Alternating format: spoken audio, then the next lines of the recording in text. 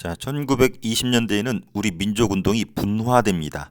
나눌 분자예요. 우리 민족이 둘로 쪼개졌다라는 거예요. 그 이유는 사회주의가 들어와서 그래요. 사회주의 원조나라는 러시아였었죠. 러시아 혁명, 레닌이 일으켜서 러시아는 빨간색 사회주의 국가가 되었죠. 그리고 만든 것이 코민테른이었습니다. 코민테른은 우리 국제공산당 조직이라고 배웠어요. 한마디로 이 사회주의 너무 좋은데 이걸 퍼뜨리기 위해서 만든 국제 조직이라고 보면 돼요. 사회주의가 좋다라는 것은 선생님 표현이 아니라 그 사회주의자들 입장에서 이상적으로는 되게 좋죠. 이렇게 계급을 나눠서 하층민들을 해방시켜 주겠다. 그리고 평등한 사회 만들겠다.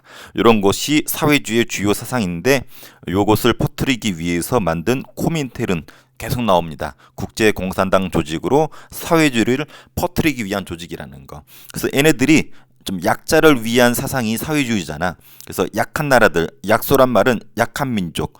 한마디로 우리나라처럼 일본의 지배를 받는 피지배 민족들, 이런 약한 민족들을 해방하는 것을 지원해 주겠다라고 선언을 합니다. 그러니까 사회주의 이론적으로도 너무 좋고, 그리고 약한 나라들을 지원해 주겠다고 하니까 우리나라 같은 나라 입장에서는 땡큐죠. 우리나라 지원해 주겠다 그러니까. 그래서 우리나라의 3.1운동 이후입니다. 이 부분이 중요해요. 3.1운동 이후가 우리 3.1운동 몇 년이라고 배웠어요? 아이고. 그래서 20년대부터 사회주의가 들어오고 우리 민족이 둘로 쪼개진다라는 거예요. 그래서 3.1운동 이후에 국내외에 사회주의 사상이 확산이 됩니다. 그 당시 세계를 봐도 이 러시아 혁명이 1917년이거든요. 우리나라에 들어와서 조선공산당이 25년에 만들어지는 거예요. 그래서 20년대에 우리나라의 사회주의가 막 퍼졌다. 보니까 일본도 20년대, 중국도 20년대, 특히 중국 공산당 나중에 대표가 마오쩌둥이 되고 끝내 얘네들이 중국을 차지하고 지금의 중국으로 이어져 온 거죠. 보다시피 러시아 혁명이 17년에 일어나고 우리나라를 비롯한 전 세계적으로 20년대에는 사회주의 광풍입니다. 그래서 SNS에서 막 DM으로 야 너 빨간색 좋지 않아? 이런 식으로 하면서 빨간색을 권하면서 사회주의가 막 퍼지던 이러한 시기가 우리나라에서도 펼쳐집니다. 그래서 청년이나 지식인들 나름대로 배운 사람들을 중심으로 확산이 돼요. 그래서 빨간색 책도 읽고 다니고 너 사회주의가 뭔지 알아? 졸라 좋아. 한번 해봐. 너 손막 한번 그어봐. 거기 빨간 피 나오지? 너도 빨간색. 사회주의자의 피가 흐르고 있다고 하면서 사회주의를 막 퍼뜨립니다. 그리고 노동자, 농민, 청년 등 이런 사람들을 지원해주는 운동을 펼칩니다. 왜? 사회적인 약자들, 아래계층들을 지원해주기 때문에. 그리고 체계적으로 사회주의를 관리하기 위해서 조선공산당이라는 것이 1925년에 만들어지고 우리 문화통치기 때 배웠어요. 일제가 이걸 탄압하기 위해서 만든 법, 치안유지법. 그래서 조선공산당이나 사회주의자들 이런 사람들을 때려잡기 위해서 치안유지법이 만들어졌어요. 그래서 치안유지법은 이때 사회주의자 때려잡는 법이기도 하고 독립운동가 때려잡는 법이기도 했어요. 또 사회주의자들이 또 독립운동 많이 했었거든. 그래서 사회주의자, 독립운동가 때려잡는 법, 치안유지법. 그래서 선생님 앞서서 1925년 이래로 우리 독립운동가 때려잡는 법적 근거가 뭐냐 물어보면 치안유지법입니다. 아주 중요하고 일본의 본토에서도 치안유지법이 만들어져요. 이것이 우리 조선에서도 만들어지면서 탄압할 수 있는 법적인 근거로 쓰였다라는 거. 그래서 사회주의가 광풍이라는 거. 그러면서 우리 민족이 둘로 쪼개집니다. 배웠어요. 그래서 3.1운동 이후에 사회주의가 들어오면서 20년대에는 사회주의를 받아들인 사회주의 계열과 민족주의 계열로 쪼개집니다. 둘이 사이가 그렇게 좋지는 않습니다. 추구하는 게 약간 달라. 물론 공통 목표는 민족의 해방, 우리의 독립이지만 약간 다릅니다. 사회주의 계열은 세상을 항상 이렇게 두 부류로 본다고 그랬었죠. 계급에 관심이 많아. 그래서 피지배 계급인 프롤레타리아, 농민, 노동자, 여성 이런 약자들 있죠. 특히 농민, 노동자 같은 사람들 이런 사람들이 세상의 주인이 되는 세상을 만들고 싶어 했었던 것이 사회주의자들입니다. 반대로 요 위의 계층, 부르주아, 돈 많은 자본가들 얘네들이 회사, 공장, 모든 자본을 갖고 있기 때문에 요 프롤레타리아들이 불행하다 이거요. 그래서 부르주아 계층을 몰아내고 얘네들이 중심이 되는 또 평등한 사회를 만드는 또 사유재산 제도를 부정하는 이러한 개념이 이론이 사회주의자다. 그래서 사회주의 계열은 노동자나 농민들한테 관심이 많고 얘네들을 해방을 지원해주기 위해서 여러 가지 노력을 합니다. 얘네가 주인이 돼야 된다는 그런 이야기예요. 그래서 이런 지원 움직임을 뭐라 부르냐면 사회 경제적 운동이라고 표현을 합니다. 딱 이 표현은 아니지만 흔히들 뭐 사회 운동, 뭐 경제 운동, 사회 경제적 운동 이런 표현을 써요. 그래서 빨간색 계열이라고 그러죠. 사회주의 계열을 얘네들이 했던 운동을 사회 경제적 운동이라고 보통 얘기를 합니다. 사회주의 계열을 우리 옛날에 안 좋은 편으로 빨갱이라고 표현을 했어요. 근데 선생님 편의상 빨갱이라 표현을 하고 거기에 대별되는 비교되는 민족주의계를 파랭이라고 표현을 할게요. 그래서 좀 기분이 안 나빴으면 좋겠어요. 그래서 민족주의계는 약간 달라요. 얘네들은 계급에 별로 관심이 없어. 민족을 더 중시하고 그래서 민족이 해방을 당하려면은 실력을 키워야 된다. 먼저 실력을 키우고 독립을 해야 된다 해서 실력 양성 운동을 펼쳤죠. 우리 배웠었죠? 어떤 거? 물산 장려 운동, 밀립대학 설립 운동, 무멘트체 운동 이런 식으로 실력을 키워서 나라를 구하자라는 실력 양성 운동을 펼쳤던 것이 이 파란색들 민족주의 계열이었습니다. 그래서 이 차이점은 선생님 앞에 강좌나 뒤에 강좌나 여러 번 강조를 할 계획이고 했습니다. 그래서 빨간색, 파란색, 빨갱이, 파랭이 차이점 좀 알아두고 또 이런 표현도 알아두세요. 여기가 우파 혹은 우익이라고도 하고 사회주의 계열을 좌파 좌익이라고도 합니다. 이것이 현대사회에서는 약간 변질되었지만 우리 이 기준을 좀 알아둬야 돼요. 그래서 민족주의 계열, 파랭이, 우파, 우익, 사회주의 계열, 좌파, 좌익, 빨갱이 이런 표현들 알아두기 바랍니다. 그래서 우리 민족이 둘로 쪼개졌어. 지들끼리 서로 으르렁대. 야, 빨갱이가 뭐가 좋아? 파란색 훨씬 좋다고. 야, 파랭이가 뭐가 좋아? 프로댕댕 해가지고 보기 싫구만. 빨갱이가 더 좋거든. 지들끼리 싸웁니다. 근데 보기 안 좋잖아. 우리 독립해야 되는데 우리 민족들끼리 싸워봐봐. 안 좋잖아. 그래서 민족 유일당 운동이라는 표현이 펼쳐집니다. 유일이라는 게 하나잖아. 우리 민족을 뭐 민족주의계, 사회주의계 나누지 말고 손잡자. 그래서 아까 좌파 우파라고 그랬죠. 그래서 이것을 뭐 좌우 합작이라고도 표현을 합니다. 그래서 좌익과 우익이 손잡았다. 그래서 민족 유일당 운동, 좌우 합작 똑같은 표현입니다. 무슨 색이 되겠어? 빨간색과 파란색이 만나면 그렇죠. 보라색이 되죠. 그래서 우리 옛날에 보라돌이 뽀비 거기 보라돌이가 있는 이유가 보라색을 좋아하기 때문에 민족 유일당 운동은 보라색이라는 거. 그래서 이런 사례들이 많이 있고 거기에 상징적인 단체가 만들어집니다. 먼저 민족 유일당 운동 좌익과 우익, 빨간색과 파란색이 합쳐지는 운동이 해외에서 있었어요. 중국 애들이 먼저 했었어. 중국은 우리 어떻게 보면 큰 형님 나라였었는데 얘네들이 국공합작을 합니다. 국공합작은 요거 줄임말이에요. 중국의 국민당과 공산당이 합쳐졌어. 손을 잡은 거야. 원래 서로 죽도록 싫게 했거든. 얘네들 맨날 치고받고 싸웠었거든요. 지난번 얘기했었을 거예요. 중국 본토에서는 두 파가 있습니다. 마오쩌둥이 이끄는 공산당과 장제스가 이끄는 국민당이 있었어요. 색깔도 일부러 빨간색과 파란색으로 표기해놨죠. 그래서 파랭이 장제스의 국민당, 빨갱이 마오쩌둥의 공산당. 이 둘이 중국의 패권을 두고 차지하기 위해서 서로 치열하게 싸웠습니다. 이것을 국공내전이라 그래요. 지들끼리 중국 내에 싸웠기 때문에. 근데 외부로 누가 이제 쳐들어와요. 그렇죠. 일본 애들이 쳐들어온단 말이야. 그래서 일본에 맞서서 야 장제스, 야 마오쩌둥, 우리 일본이라는 공통의 적이 있는데 일단은 일본 무찌르고 보자 하고서 이 둘이서 손을 잡습니다. 총 2번 손잡았는데 이때 당시에는 1차 첫 번째로 국민당과 공산당이 손을 잡았어. 그래서 우리나라 사람들은 야 중국이 손잡았네. 야 국공합작을 했대. 야 쟤네도 민족 유일당 운동하네. 이런 분위기가 형성이 되는 거죠. 그런 찰나에 중국 상하이나 베이징에서 한국 독립 유일당 촉성이라는 것이 결성이 됩니다. 말 그대로 한국의 독립을 위해서 유일당 하나로 합치자라는 것을 촉구하는 이러한 단체가 만들어져요.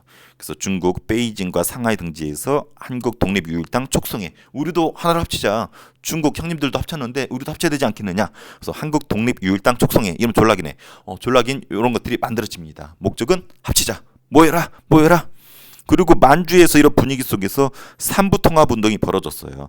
우리 혹시 기억납니까? 독립운동 우리 전쟁할 때 참정신 그래서 만주 지역의 자유시 참변 이후에 내려왔었던 참의부, 정의부, 신문부 3부가 있었잖아요. 이 3부가 이런 민족 유일당 운동의 분위기를 타고 우리들도 합쳐지자라고 논쟁을 벌였었죠. 합쳐졌죠. 근데 하나로 합쳐진 게 아니라 2개로 합쳐졌죠.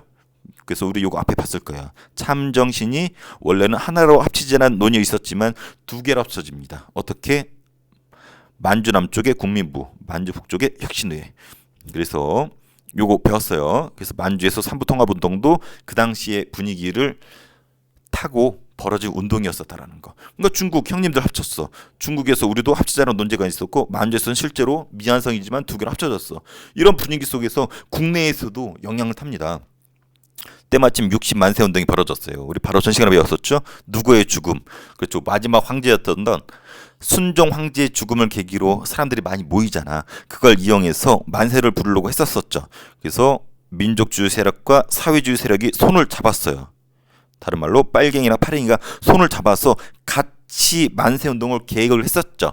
물론 사전에 발각이 되어서 학생들이 중심이 돼서 일으켰지만 일단 손을 잡았잖아. 빨갱이랑 파랭이가 손잡았잖아. 그래서 보라색인 만남이 있었다는 거지. 또 있었어. 조선민흥회라는 단체가 있었어요. 이 조선민흥회라는 단체도 민족주의 계열과 사회주의 계열이 연대 손을 잡았었어. 왜냐면은 이 민족주의 계열 내에서 변절자가 등장을 합니다.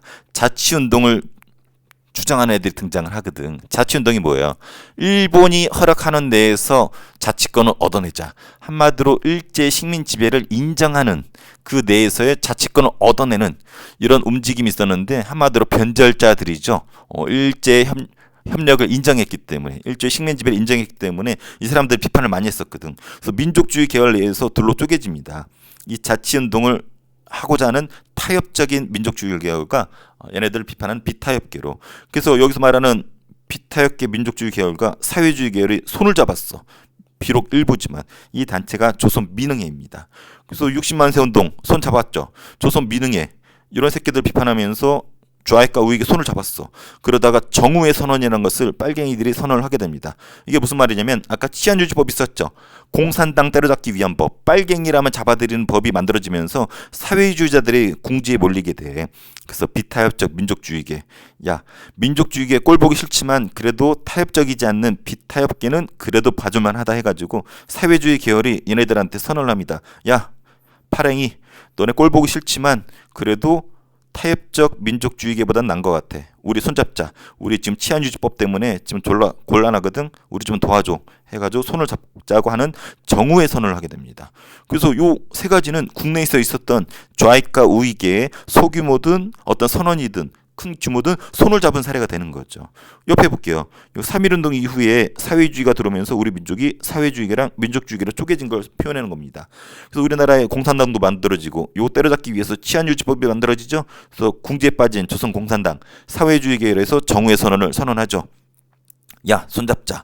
근데 민족주의계 이때 뭐 물산 장려운동, 밀립대학 설립운동 같은 실력 양성운동을 펼치고 있었는데 자치운동을 주장하는 타협론자가 등장을 해. 한마디로 배신자들이 등장하죠. 그래서 둘로 쪼개지죠. 비타협계. 그래서 이 정오의 선언은 그나마 착한 비타협론자하고 손을 잡자. 그래서 만들어지는 것이 신간회입니다. 오늘 배운 핵심 단어는 신간회. 보라돌이 보라색의 가장 상징적인 단체 신간회. 아주 중요합니다. 무조건 시험에 나오는 신간회. 안 나오면은 선생님이 메가 역사 타이틀을 바꿀게요. 메가 커피로 바꿀게요. 그래서 신간회가 만들어졌냐면 민족주의 중에서 비타협계 민족주의 계열과 사회주의 계열이 손을 잡은 거야. 아까 앞에 연습했었잖아요. 어떤 연습? 60만세 운동 때 한번 손잡아봤고 봤더니 손이 따뜻하고 손이 이쁘단 말이야. 괜찮은데? 빨갱이들 괜찮은데? 파랭이들 괜찮은데? 그 다음에 조선민흥회라는 실제로 조그만 단체가 만들어졌어. 그리고 빨갱이들도 손잡자고 손을 내밀었어. 그러면서 만들어진 게 신간회. 그래서 이상재라는 사람이 초대 회장이었었고 27년에 만들어집니다. 20년대라는 걸 알 수 있죠. 그래서 남자들, 이게 남성 표식이죠. 남자들이 파랭이랑 빨갱이 만들어진 게 합쳐진 게 신간회라면 그 자매단체가 근우회예요.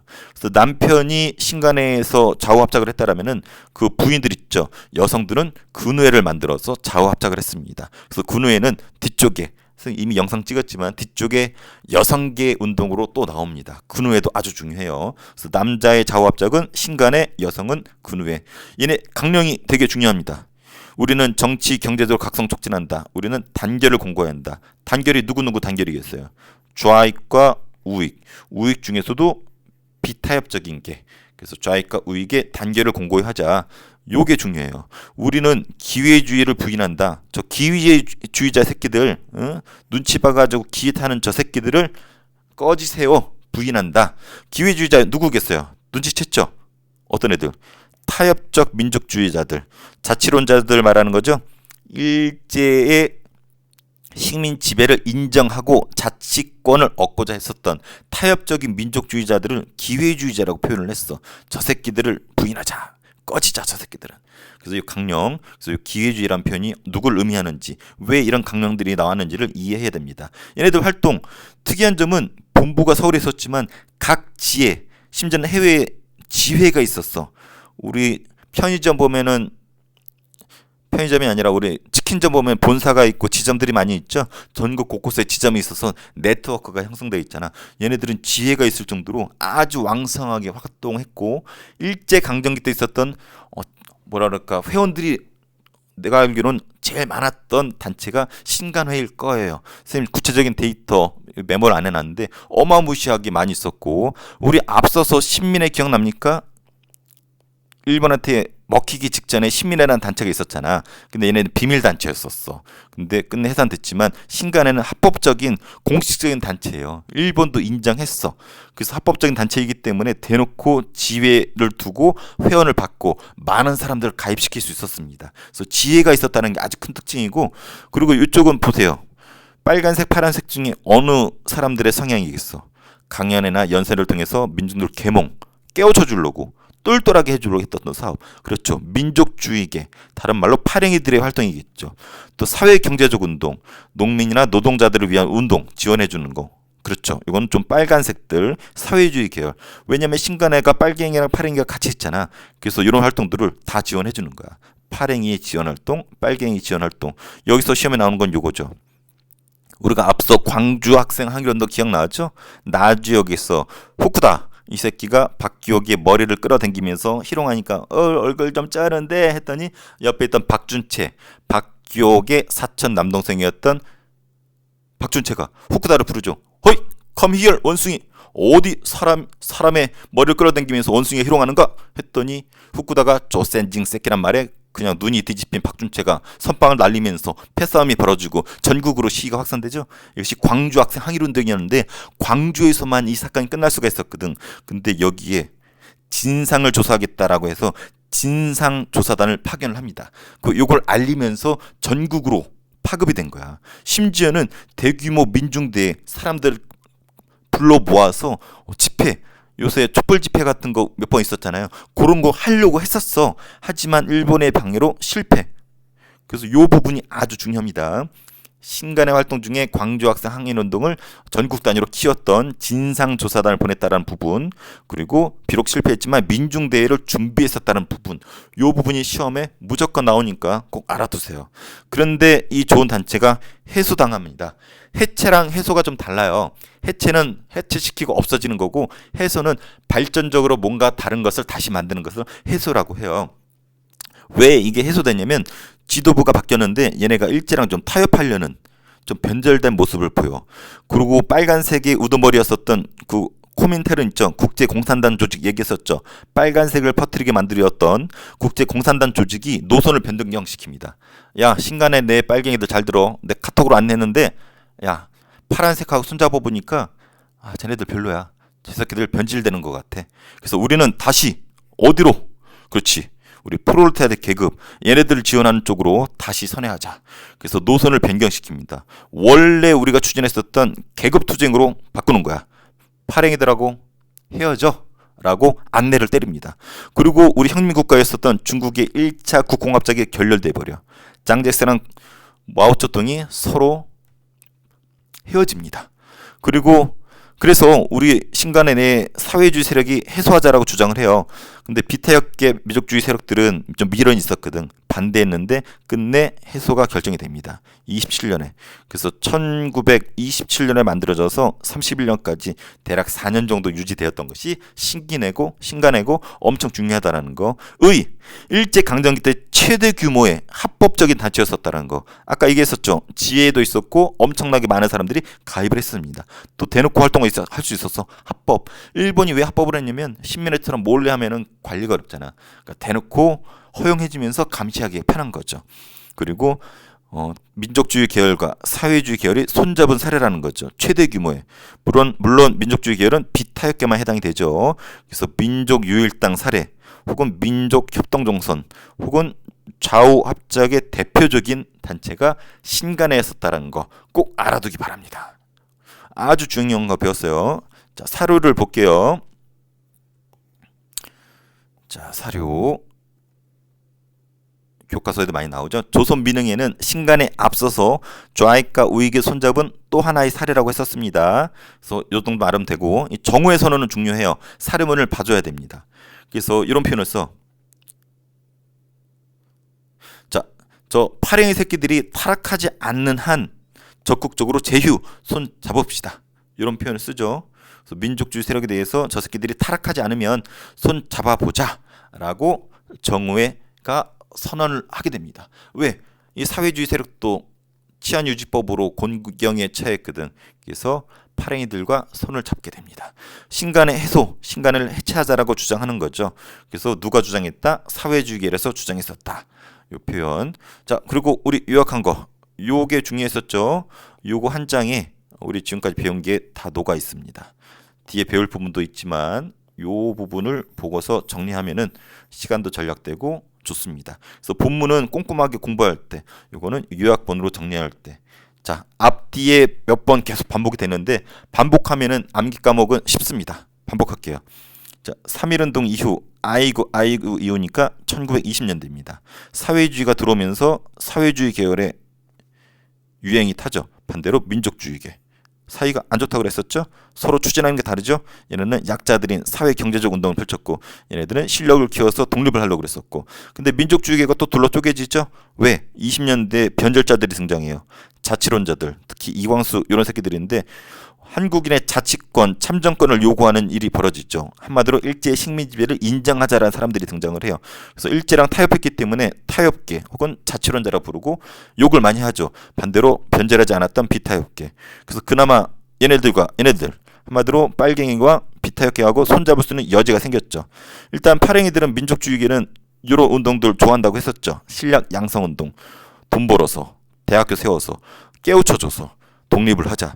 반대로 사회주의 계열은 요 하층계층을 지원해주거나 약자들을 되게 지원해주고 싶어합니다. 그래서 소년, 여성, 형평운동, 청년, 농민, 노동자 이런 좀 약자들이나 농민, 노동자들을 지원해주고 싶어하는 쪽이 사회주의 계열이고 이런 운동을 사회경제적 운동이라고 한다고 했었어요.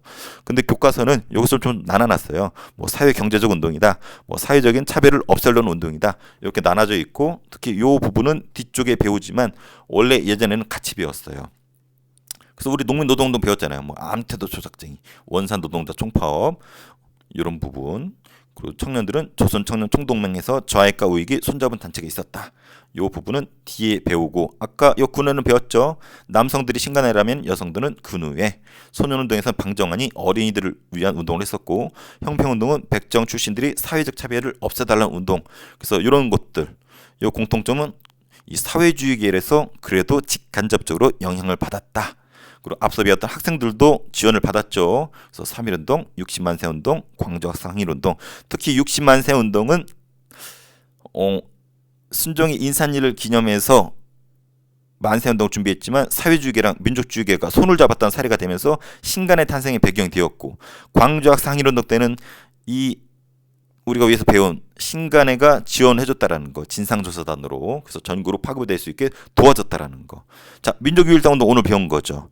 그래서 요 해외에서는 국공합작이 있었고, 중국에서 독립유일당 촉성회가 만들어졌었고, 국내에서는 60만세 운동 때 손을 잡아봤고, 조선민흥회라는 손을 잡아본 단체가 있었고, 사회주의 단체였었던 정오회가 우익한테 손잡자라고 얘기했었었죠. 그래서 만들어졌고, 강령 세 가지 중에서 기회주의자들을 배격하자라고. 여기서 말한 기회주의자들은 여기 타협한 변절자들을 말하죠. 활동, 합법단체였고 전국이 지위가 있어서 최대 단체였었다. 그래서 광주학생 항일운동 때 진상조사단을 보내서 도와줬다. 민중대역을 계획했지만 실패했었다. 하지만 해체된 거는 새로운 지도부가 우경화, 한마디로 일본과 협조하려는 움직임이 보여줬었다라는 거. 또 국제공산당 코민포럼에서 좌경화, 한마디로 계급투쟁으로 충실해라 라고 했었죠. 그리고 중국에서 1차 국공합작이 해체되었죠. 그래서 요 정리한 거 한번 공부를 해보세요. 문제를 풀어볼게요.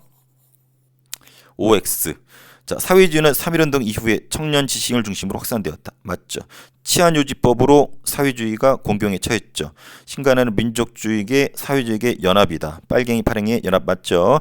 광자학생 항일운동은 신간에가 공식적으로 지원해줬다. 맞죠? 진상조사단을 보냈죠. 신간에는 사회주의 세력주로도 해소되었다. 맞죠? 사회주의가 발전적 해체인 해소를 주장했었죠. 일제는 사회주의 탄압하기 위해서 뭐 만들었나요? 치안유지법을 만들었죠. 요거에서 사회주의자들과 독립운동가들을 잡아들였습니다. 신간에는 1927년에 만들어져서 31년까지 4년 유지되었죠. 신간의 강령은 요것도 있지만 제일 중요한 거 누구를 배격하자? 기회주의자들을 배격하자. 그래서 기회주의자들은 타협적 민족주의자 자치론자들이었었죠. 신간의 해체의 배경에는 중국의 1차 뭐가 결렬되었네요.